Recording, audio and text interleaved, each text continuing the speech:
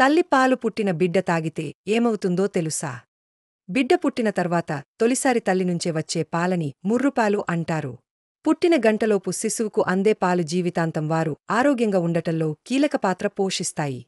వ్యాధుల్ని ఎదుర్కొనే యాంటీబాడీలు, పోషకాలు తల్లిపాలలో ఉంటాయి.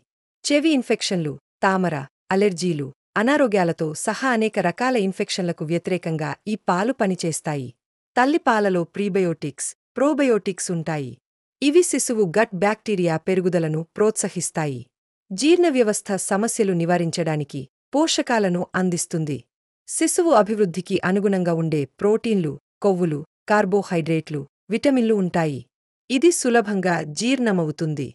సరైన పెరుగుదల, అభివృద్ధికి అవసరమైన అన్ని పోషకాలను అందిస్తుంది.